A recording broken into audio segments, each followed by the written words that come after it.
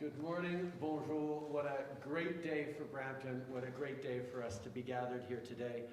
Patrick, Mayor Brown, thank you so much for having us here in Brampton today, but thank you even more for your ambition, for your strong partnership, your vision for Brampton, which is impacting people not just here in Brampton for the better, but people moving to Brampton from across the country and indeed around the world. Your leadership is extremely strong. Minister Fraser, Sean, it is so great to be together yet again for another big announcement. We're seeing across the country people are stepping up with our Housing Accelerator to move forward with ambitious plans to respond to the needs out there, to meet the moment, to continue growing strong, livable communities right across the country in ways that are going to set us on the right path for years and indeed decades to come. Minister Cara, thank you so much, Kamal, for all your leadership and everything you're doing, but also to all of our great team. Ruby, Sonia, Maninder, Shafkat, thank you so much for being part of this amazing team here in Brampton, speaking loudly for Brampton and Ottawa, making sure that you're continuing to lead with this incredibly strong, connected community. Merci à tous d'être ici pour cette annonce qui va aider à créer plus de logements plus rapidement ici à Brampton. People across the country are struggling with the rising costs of housing. And in Brampton, you're feeling it acutely. This is a community that is only getting bigger. In fact, Brampton is one of the fastest growing municipalities in Canada. You need more housing to keep up with the demand, and you need it to be built faster and built in convenient, connected places. Well, that's what our Housing Accelerator is all about, and why I'm so excited to be announcing that we have reached an agreement with the City of Brampton. Today, we're announcing that Brampton is the next city to receive significant funding from our Housing Accelerator, and we estimate that this will mean more than 24,000 new homes over the next decade, with 3,100 fast-track to be built in the next 3 years alone. As part of this plan, we'll see houses built near transit stations like the nearby GO station, near main streets and downtown, places that are convenient, places where people want to live, places where people can have the very best quality of life. Sean va pouvoir nous partager plus de détails dans un instant, mais je sais qu'il travaille fort pour conclure d'autres ententes comme celle-là. C'est la 5e entente qu'on a avec une grande ville depuis qu'on a lancé le fonds pour accélérer la construction de logements, et je sais qu'il va en avoir d'autres un peu partout à travers le pays. So the cost of living is putting a lot of pressure on the middle class and people working hard to join it, which is why we've been making sure to deliver real relief. We're delivering support for families by bringing the cost of daycare down, with it on track to reach $10 a day. And today, eligible families will receive their monthly Canada Child Benefit payments. This is hundreds of dollars tax month that makes a huge difference in the lives of millions of Canadians. This important support increased just in July to keep up with inflation, which means this year a family could receive up to almost $7,500 a year tax-free. We delivered the grocery rebate, and we're working to bring relief at the checkout counter through both legislation and our conversations that are holding big grocers to account. We're tackling junk fees and taking action to reduce banking fees. On a éliminé les intérêts sur les prêts canadiens aux étudiants et aux apprentis, et les prestations que les aînés reçoivent chaque mois augmentent pour suivre l'inflation. We know that the cost of housing is one of the biggest stresses each month. And after decades of inaction by previous governments, our government has been getting to work, investing in affordable housing and programs to help people through the National Housing Strategy, which helped build that project 2 years ago, the tax-free First Homes Savings Account, and more. We need more housing, more collaboration with great partners across orders of government, more investment from private and nonprofit partners, and of course, more shovels in the ground. We need to work together to build homes so people can build their lives, families, and futures they want. We've faced big challenges as a country before, we're ready to tackle them now. That's exactly what today is all about. On travaille avec des partenaires de partout au pays pour s'assurer que la promesse du Canada tienne. Cette promesse d'améliorer la qualité de vie à chaque génération. Canada is the best country in the world. Let's keep working to make it even better. Merci beaucoup, mes amis. And now I'm happy to turn it to a minister who's been unbelievably hardworking in getting out there across the country to encourage, push, pull, cajole, and exhort municipalities, not that it was very hard with Brampton, but encourage municipalities across the country to step up with our housing accelerator. And it's a real pleasure to see you. It's always great news to be making announcements with you. Turning it right now over to Sean Fraser. Sean. Thank you, merci tout le monde pour être ici pour une bonne annonce dans l'histoire de la cité. Mayor Brown, thank you in particular, not just for hosting us here today, but for your ambition to build more homes quickly. From the first conversation, it was clear you were a willing partner. Colleagues, I just want to say thank you. We don't get far if we don't have participation from local people who know their community. Folks, these are my friends. These are champions for the city of Brampton and are a big part of why we are able to make a terrific announcement that the Prime Minister shared some preliminary details with you about just a moment ago. Before I get into the specifics of the agreement between the Government of Canada and the city of Brampton, let me just acknowledge the issue that we're trying to tackle is a national housing crisis. We need to pull every lever at our disposal if we're actually going to build enough homes to restore a level of affordability so ordinary people can actually find a place that they can actually afford. A big part of the reason that we're dealing with such high rents, such high purchase prices is the lack of supply of homes in the market, and we need to build more of them. There's a number of different very specific obstacles we need to overcome, and you will have seen in recent months we've been doing more to tackle those specific issues. Of course, we started a number of years ago with the National Housing Strategy with a unique focus on affordable housing for low-income families. But as the situation has changed, so too does the approach. You will have seen that we've introduced the removal of the GST from new apartments that are being built. Within days, we heard from developers across the country that thousands of new homes would be built as a result of that one policy. Today, we're tackling a different problem, and that's changing the way that cities build homes. It's making sure that cities are actually legalizing housing. A lot of people don't realize one of the reasons that certain communities in this country don't have enough homes is because it's literally illegal to build the kinds of homes that people could live in if municipalities change their rules.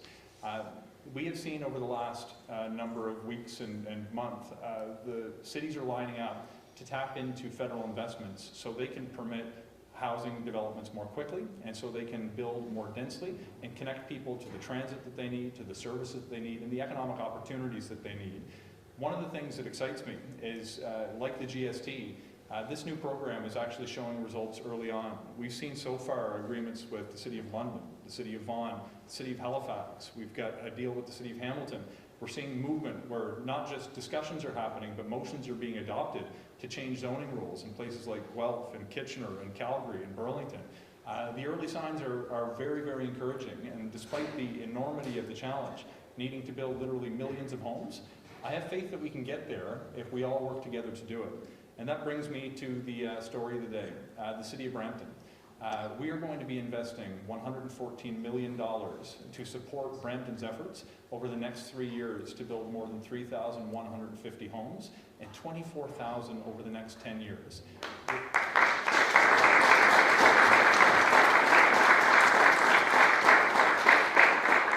And I got to tell you, it feels like I'm pushing on an open door. The first conversation I had with certain members of council, staff, and Mayor Brown was extremely encouraging.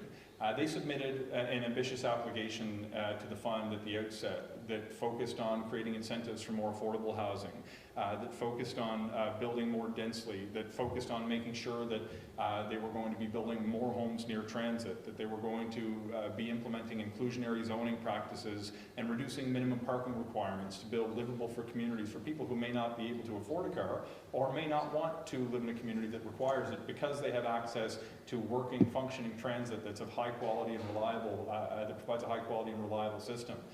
Despite the strength of the application, during the meeting we held here in Brampton a number of weeks back, we encouraged the city to go a little bit further in two specific ways.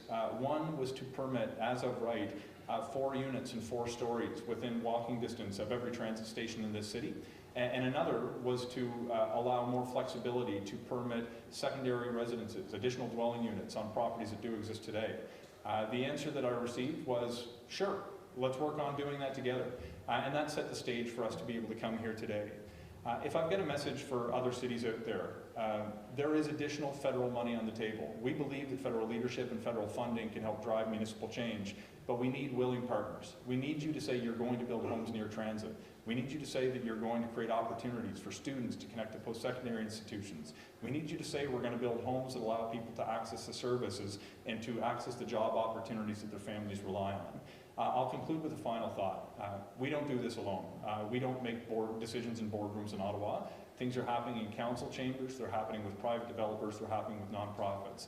But when we work together, we can create a system that puts a roof over every Canadian's head, and we can create an awful lot of jobs in the meantime. There are hundreds of people working on projects right outside in good paying jobs, good paying union jobs that are going to make a difference in this country, and they're going to provide the solution to the housing crisis by building more homes more quickly.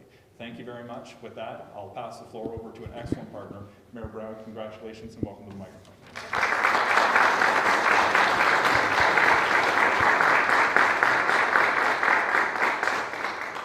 Well, thank you, Minister Fraser and Prime Minister Trudeau, for the support. This is an exciting day for the city of Brampton. I want to start off by recognizing the members of council we have here today who are equally committed to building housing in our city.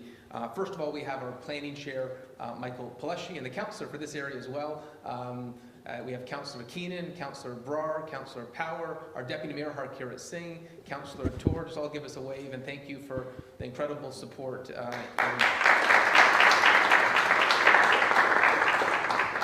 Thank you for the unified and incredible support to combat this housing crisis. And thank you to the Daniels Corporation for being our host today and for continuing to be an amazing champion for affordable housing. Daniels has been an incredible corporate citizen.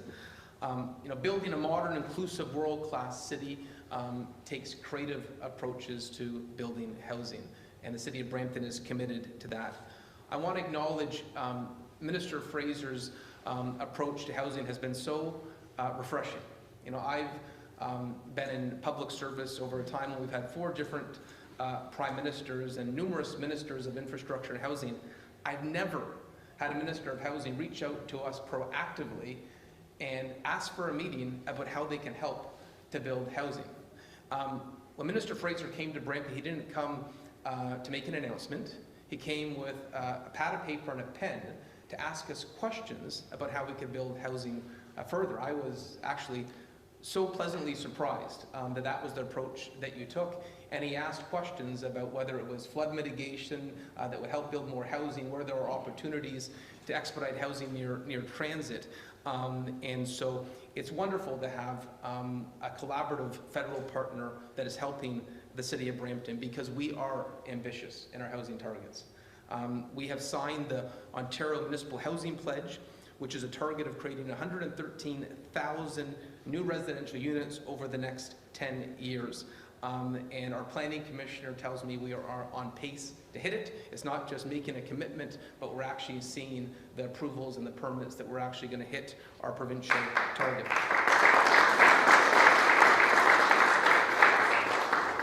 Today's federal announcement of $114 million in funding through the Housing Accelerator Fund certainly helps us in a very big way to fight this housing affordability crisis. It builds on our local work and really expedites areas that can really give momentum to this plan to build housing. As it was mentioned by the minister, this will fast track 3,150 units. This is going to unlock significant housing growth. And I'd say, mentioning that over 10 years it could be 24,000, that's probably a modest assessment of how the federal government is helping, because I look at what they already did, and it was an announcement in the summer that didn't get a lot of attention with Riverwalk. That's enabling density in our downtown. So the federal government continues to be an incredible partner for the city of Brampton. And just to speak to that momentum, According to Stats Canada, we are the fastest growing big city in Canada. Since the last census was reported between 2016 and 2021, we increased by 10%. This city is booming in population growth, and that means they need housing. Put that into context, the adjacent city, Mississauga, declined by 0.5%. So you look at that comparison, this is a source of tremendous growth. And I have to say, our planning commissioner, Steve Ganesh, I've added this into my notes that he helped prepare. He was not included in it, but I want to highlight him because he is a magician with building housing. Steve, give us a wave.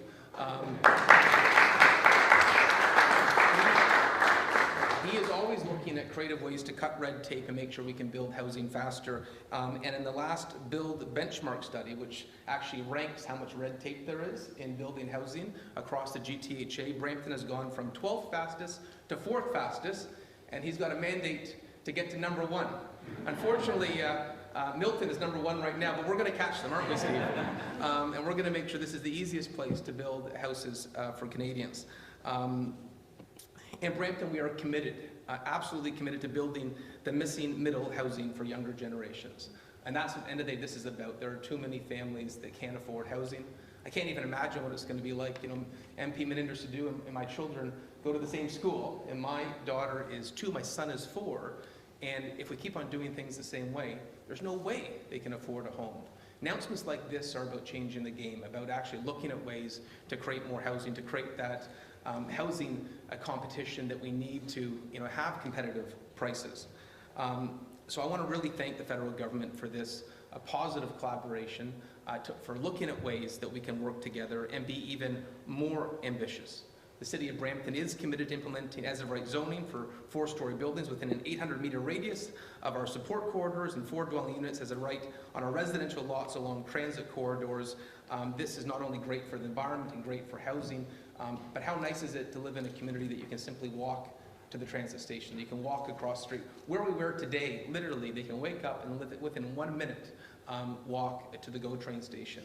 And so this is about livable communities. So I want to thank the Prime Minister today. I want to thank Minister Fraser and all of Team Brampton, all our MPs who were very vocal in advocating that this was an opportunity for the City of Brampton to move the housing file forward. So on behalf of our council and our city, I want to thank the Government of Canada for a wonderful day for the City of Brampton.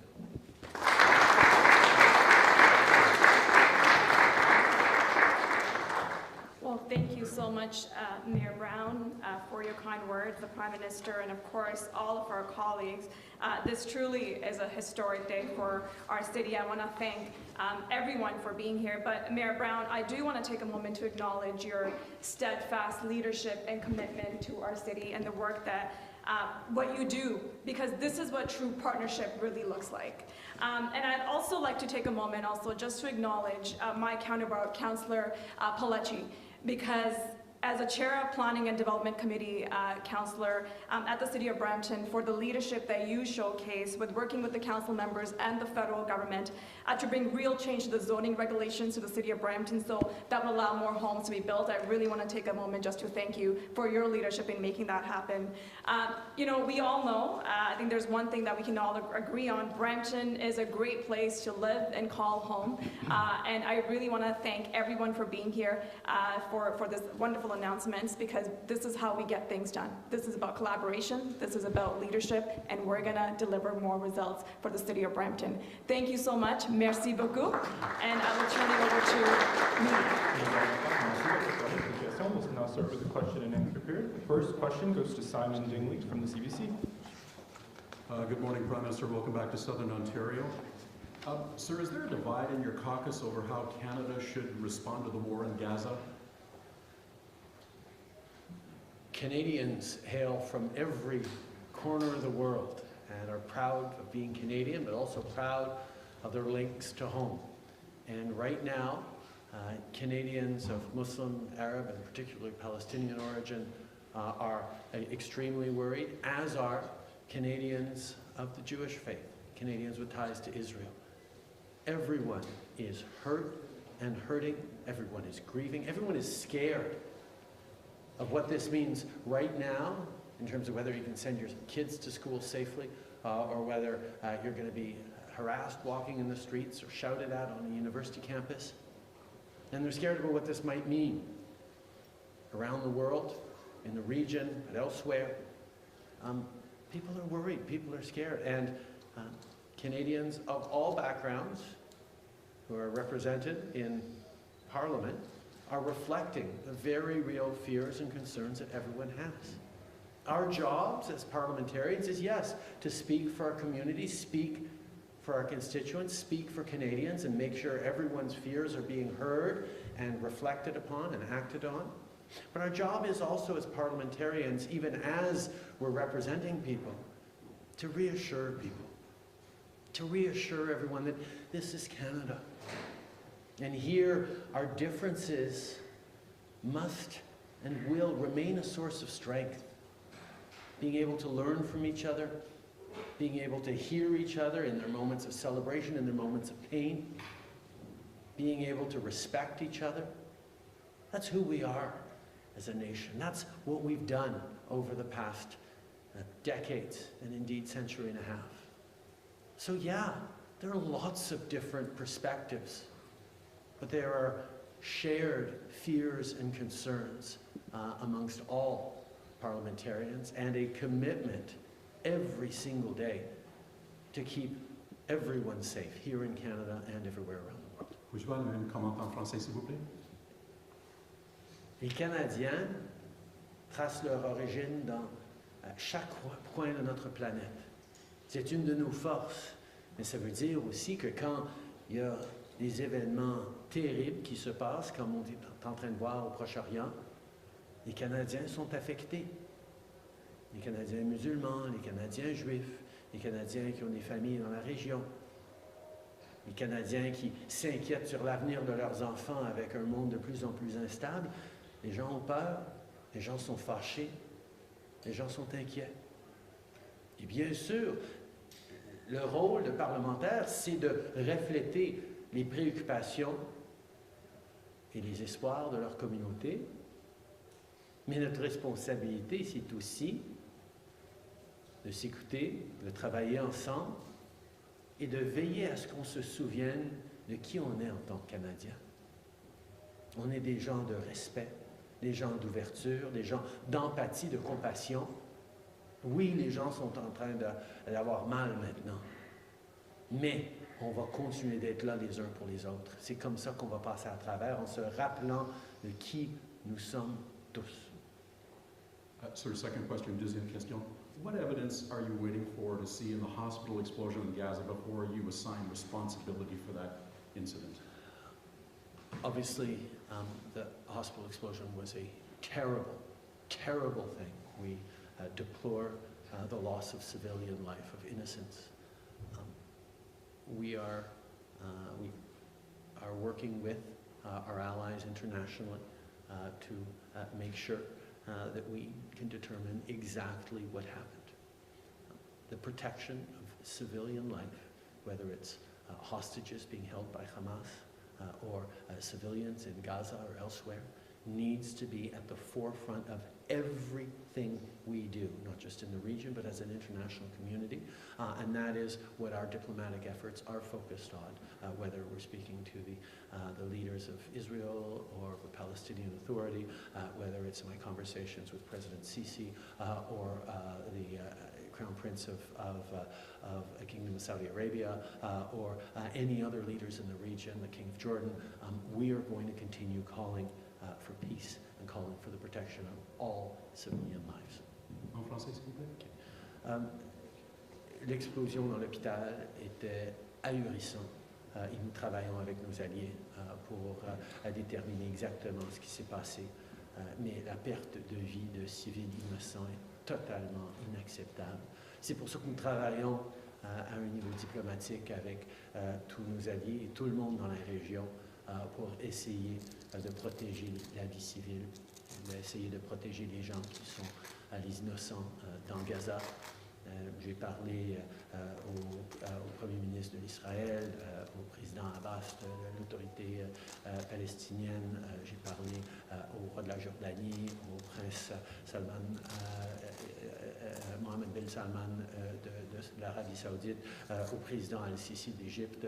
On est en train de travailler avec tous les partenaires de la région pour essayer de protéger la vie civile et mettre fin à ces tensions. Yasmine Mehdi avec Radio-Canada. Sur le même sujet, on sait qu'il y a au moins 150 Canadiens qui sont coincés dans la bande de Gaza sous les bombes depuis presque 2 semaines. On sait qu'Israël se prépare à une offensive terrestre. Ce matin, l'Égypte semble dire que le point de passage de Rafah, de son côté, est ouvert pour les ressortissants étrangers. Qu'est-ce qui bloque? Est-ce que c'est les autorités israéliennes qui refusent que des Canadiens sortent du territoire? Nous sommes, et depuis les débuts, une de nos grandes préoccupations, ça a été pour la sécurité de Canadiens dans la région. Comme vous savez, on a eu énormément de vols pour sortir les Canadiens de Tel Aviv. On a vu des gens, des Canadiens sortir de la Cisjordanie au cours des derniers jours et ça va continuer. Et on travaille extrêmement fort pour aider les plus que 150 Canadiens et leurs familles. On parle de potentiellement autour de 300 personnes pour pouvoir sortir de Gaza. Ça fait des journées que notre ministre des Affaires étrangères, Mélanie Joly, coordonne avec nos alliés, avec des partenaires dans la région pour essayer d'assurer la sortie sécuritaire de Canadiens et de leurs familles à Gaza. Et on va continuer sans relâche jusqu'à ce que ça se fasse. In English, please. Obviously, keeping Canadians in the region safe and getting them out to safety has been one of our primary preoccupations from the very beginning of this conflict. We have airlifted out of Tel Aviv close to 1,000 Canadians and hundreds more from allied countries who were trying to get to safety. We've seen buses filled with Canadians, or one bus and hopefully another soon, come out of the West Bank into Jordan to keep Canadians safe. And we have been working since day one, tirelessly, to try and get safe passage for the 150, 160 Canadians that we know about in Gaza, and the close to 150 more family members, ideally, who are with them. We're going to continue to work every single day. I spoke about it directly with President Al-Sisi of Egypt. I've spoken about it with President Netanyahu. We're going to continue to try and do everything we can as quickly as we can to get Canadians out to safety alongside our allies who are trying to do the same thing. Sur l'Inde, maintenant, ça fait presque un mois que votre gouvernement a fait des allégations à l'endroit du gouvernement indien.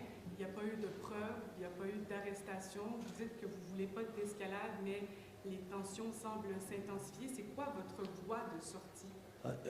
Nous sommes très préoccupés par la décision de l'Inde qu'elle a prise cette semaine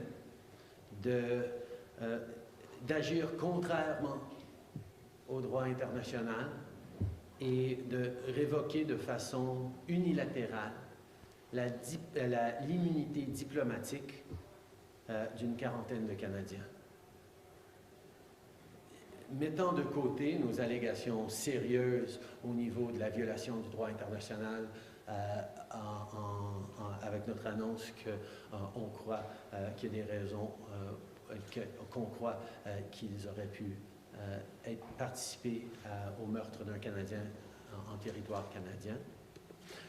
Leurs actions cette semaine pour révoquer de façon unilatérale la protection diplomatique de 40 diplomates canadiens est quelque chose qui doit préoccuper tous les pays du monde. Si ça devient permissible à un pays de tout simplement révoquer les protections diplomatiques à des diplomates, le monde devient de plus en plus incertain et une décision d'ignorer, de faire fi à la Convention de Vienne sur les diplomates devrait préoccuper tout le monde, mis de côté les allégations sérieuses que nous avons amenées il y a plusieurs semaines.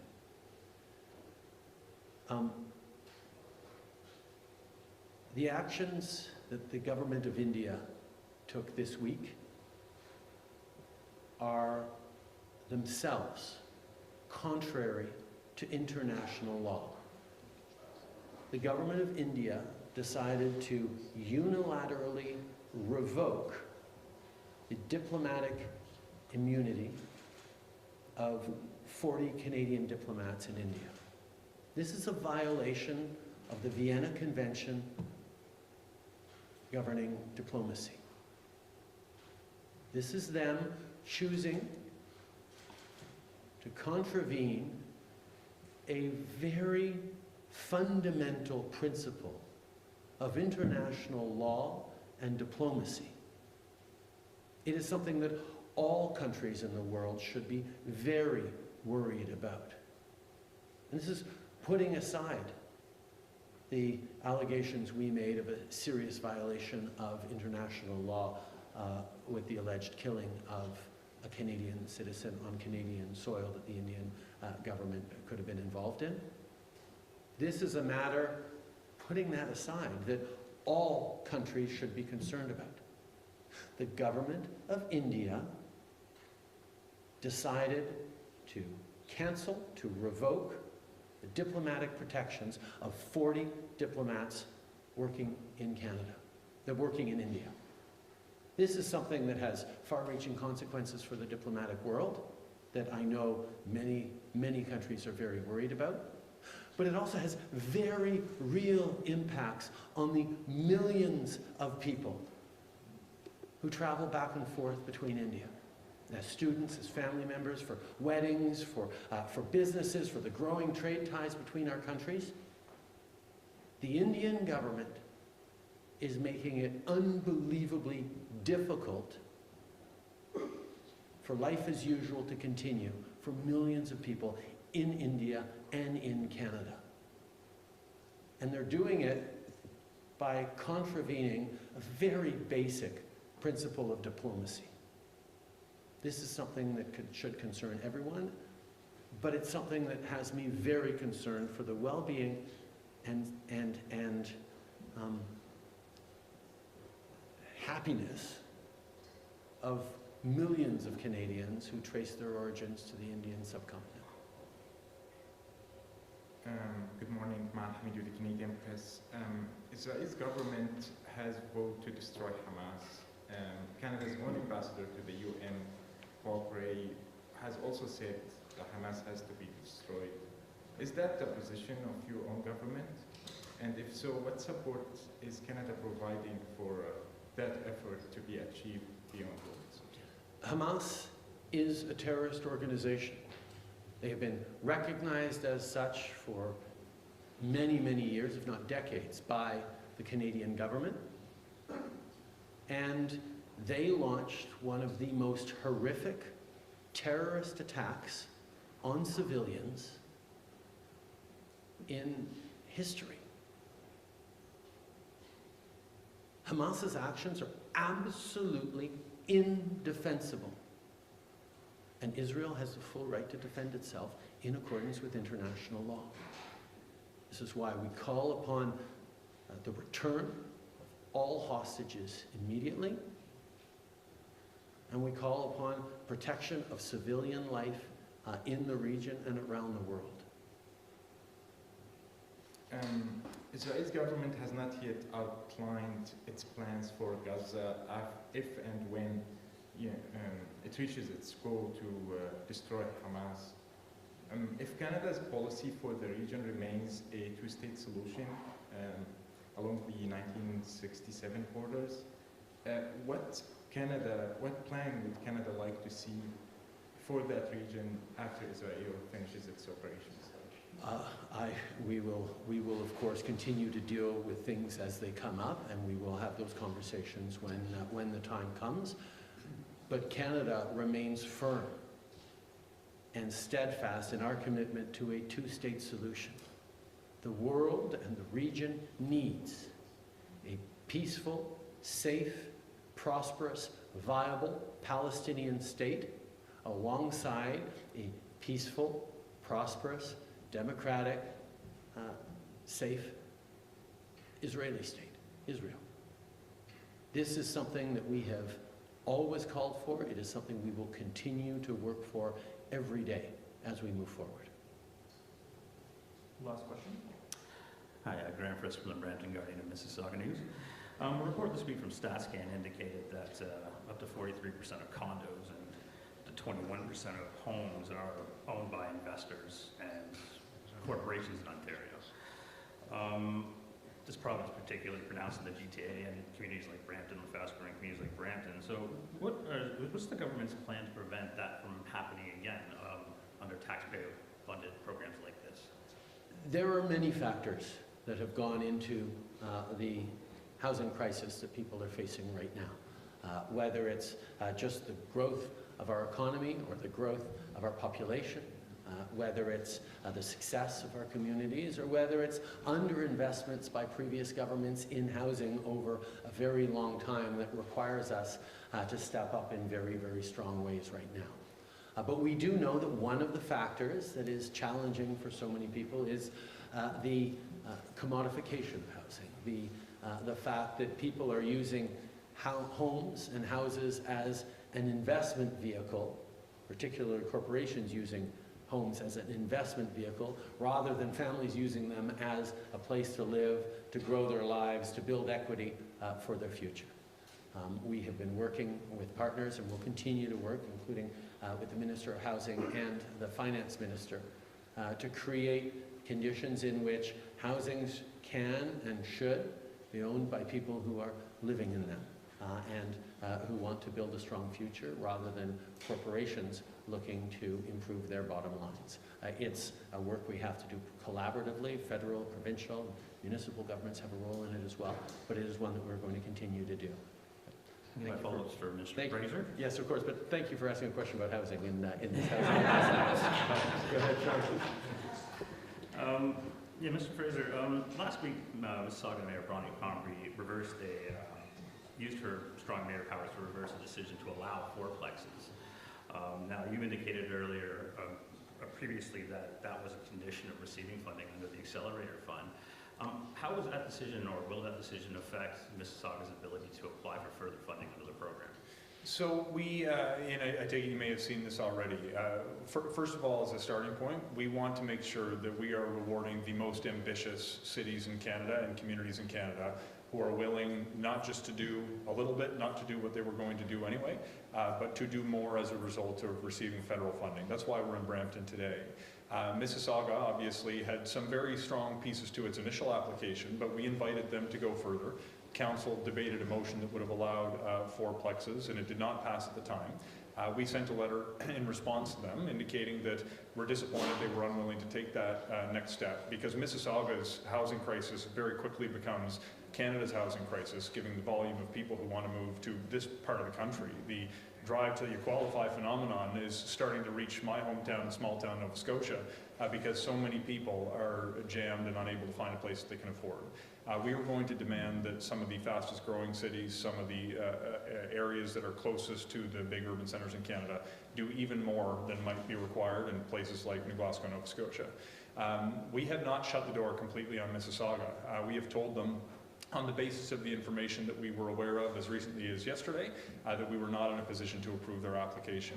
We do want to dig into the details. I actually had the opportunity to connect with Mayor Crombie this morning to discuss next steps for Mississauga that she may wish to implement.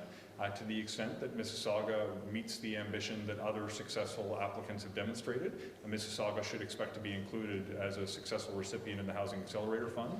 But I believe I owe it to myself and residents not just of Mississauga but Canada to ensure that I review the details to see that they are in fact as ambitious as the other successful recipients. The door is not closed, but we were not yet in a position to say yes.